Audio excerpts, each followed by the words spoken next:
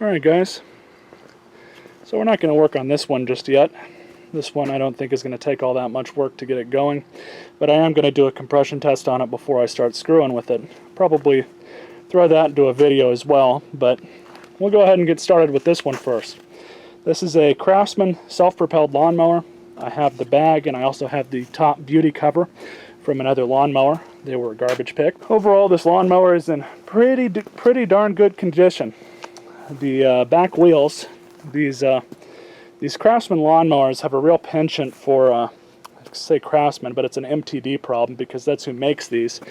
But they have a real problem with these wheels cracking and breaking. And this one is okay. But this one over here is cracked and messed up. And it doesn't look like that from the outside, but it's actually the inner part where the axle goes onto. You guys can kind of see it's all messed up right there. So, I mean, it still functions as a wheel, but it wobbles back and forth when it turns. So we'll be replacing that as well. So, good thing for me, good thing for my wallet, is I have pretty much all of these parts on hand, I believe. And what I know I need right now is at least one wheel, if I've got wheels already like these, which I don't remember if I do or not. But I might be getting a pair of wheels. I need an air filter box. And I need another one of these guys for the handle because this one is missing. This lawnmower is also probably going to need a new bail cable because when they wear out, the two wires inside like to come out like that, and generally that means that they kind of seized up. Sometimes you can save them and bring them back to life with some liquid wrench, but if I've got it on hand, I'll go ahead and change that before I try to fix it. But anyways, we can go ahead and get started with all that, and then we'll start to get cracking. Let's go look over at my personal lawnmower junkyard and see what I got. And here it is. I think all but 2 or 3 of these lawnmowers, probably 2, are in any sort of condition to get running again. But they do need a considerable amount of work. Now, the best thing about the Craftsman's or MTDs is you can bring over all the parts from MTD decks like this Troy built, and they'll end up working. So first thing we need is the air filter box, and I forgot my screwdriver, so I'll go back and get that, and then we'll go ahead and pull one of those off of probably another one of these. I think I have one of those loose somewhere around here. And the story with this lawnmower was it was actually a trade-in.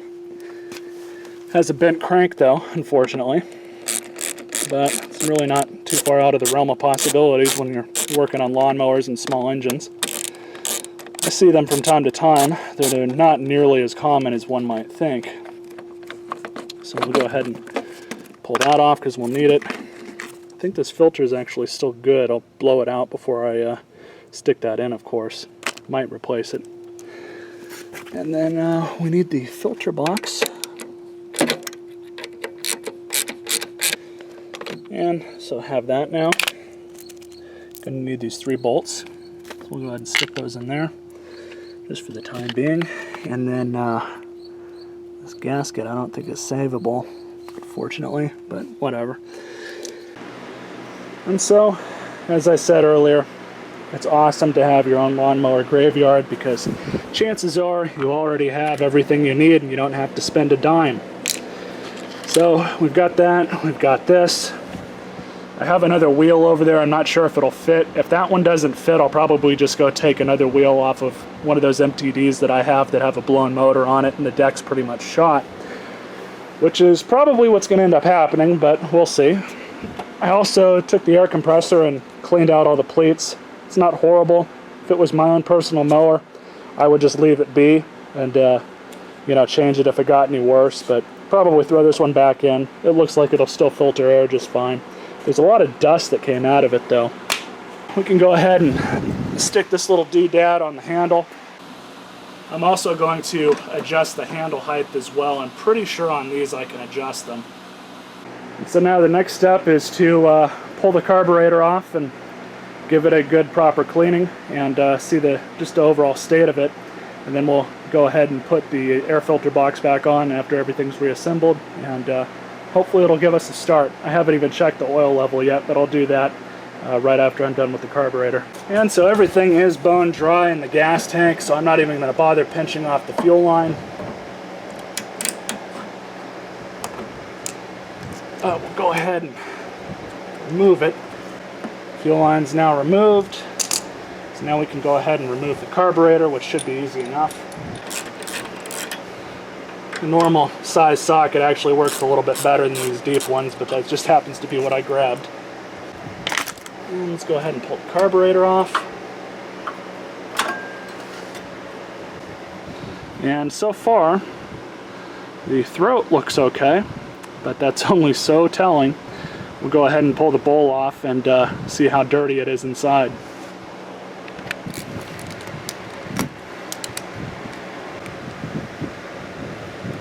Definitely some gunge and grime in there. We'll go ahead and clean that out as well. And the bowl is stuck on. Definitely got some maple syrup in there. And carburetor definitely needs a cleaning.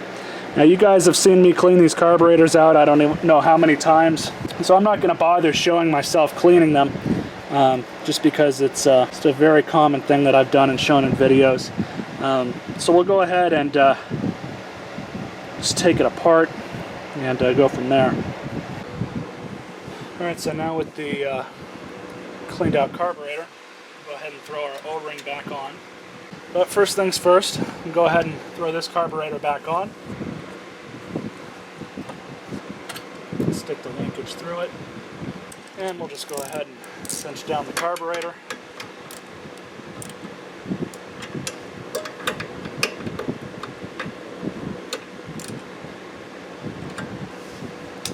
That's done. Reconnect the fuel line. And pull our clamp forward.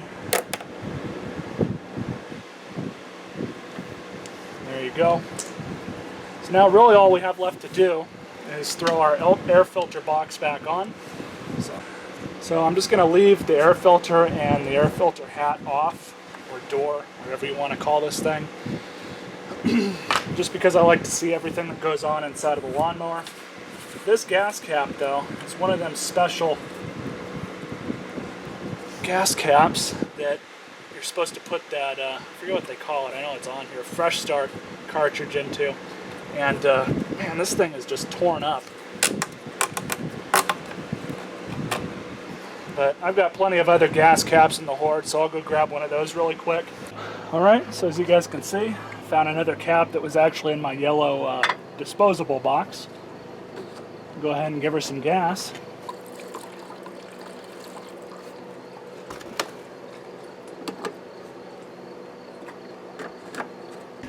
I also forgot to replace that bail cable, so I'll go and see if I have an extra one on hand. And so this is the old one. Got a newer one on. It's a little bit shorter, but the length of the actual cable inside of it is just right. Now it actuates it just fine. And the oil is just about halfway. It's good enough to run it. Probably will go ahead and change the oil anyways. And so that Troy-Bilt provided us with the correct spring. As you guys can see, I did go ahead and pull apart the lawnmower a little bit further. And that's because I had an inkling suspicion that there was a black widow hiding around somewhere in there. And sure enough, I was right. So she will need to be dealt with. And the spider's now been dealt with. So we can go ahead and install our carburetor spring. So now the governor return spring is installed. Go ahead and reassemble this beast, and let's see if she'll give us a start. So now we can finally verify if this thing will give us a start or not. Go ahead and prime the carburetor a few times. I already verified that that thing's working, by the way. It's a new primer bulb as well.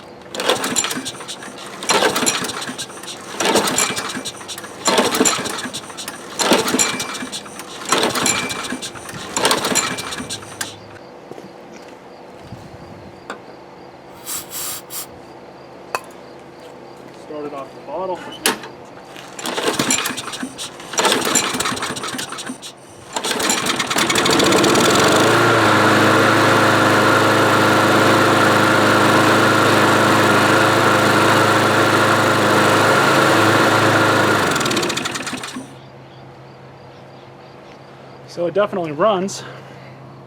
I'll go ahead and stick the air filter box back on. But first I'm going to try and start it again off camera.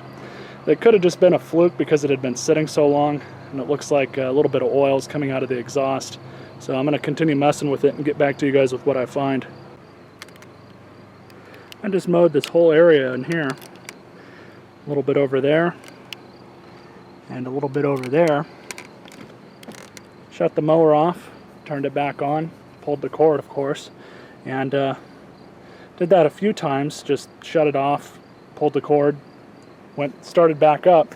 So it doesn't appear that it's having any more starting issues, but one thing that is a little disconcerting for me, and I'm going to have to get into that a little bit more, is the self-propel. When you release the cable, it wants to stay on unless you tap the front end of the mower onto the ground, then it shuts it off. But I do have this and can install this, and the handle needs to go through it. And so I'll just go ahead and thread these screws back in. There you have it. And so it looks a hell of a lot better with that beauty cover on it. Still need to go over it with a pressure washer, but I'll do that after I'm completely done fixing it. So I want to show you guys what the self-propelled is doing. It's very often on these MTD lawnmowers that use this transmission that these transmissions just are not built all that well. They don't last very long, and oftentimes the motor and the deck will outlast the transmissions on these. I don't know what in them causes them to fail so often, but most of these lawnmowers that I've garbage picked that are either an MTD or a yard machine or a Craftsman, and they have that self-propelled system in it, most of the time, I would say maybe 6 or 7 times out of 10, there's something wrong with those transmissions. Now this one I'm hoping is just a linkage issue, and I can go ahead and pull that belt cover off really quick for you guys. But first I want to start it up and let you guys see what's going on.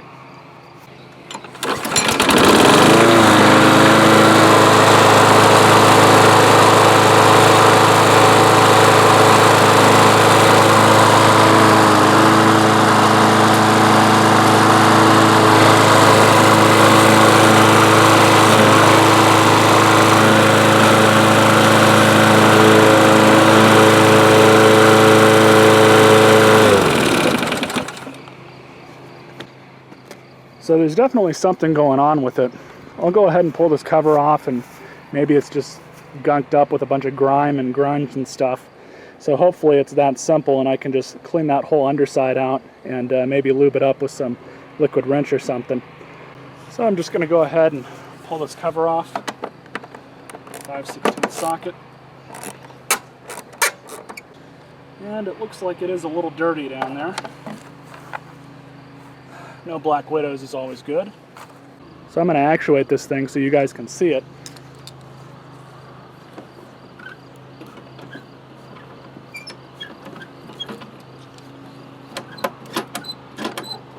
Not really a whole hell of a lot of movement.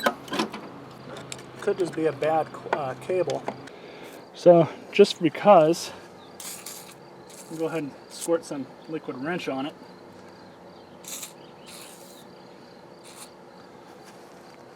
Now I'm going to turn the mower on and we'll see what happens.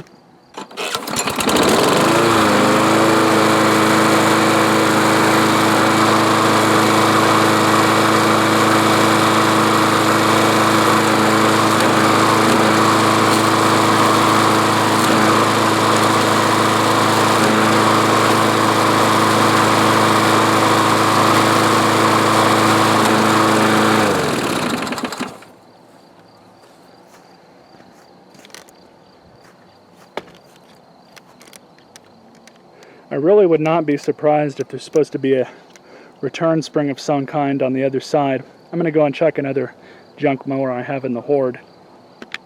And so I think, unfortunately, actually the issue with this thing is in fact this big spring here. It's fairly rusty, probably needs to be changed. It just doesn't seem to be like it's doing everything it should.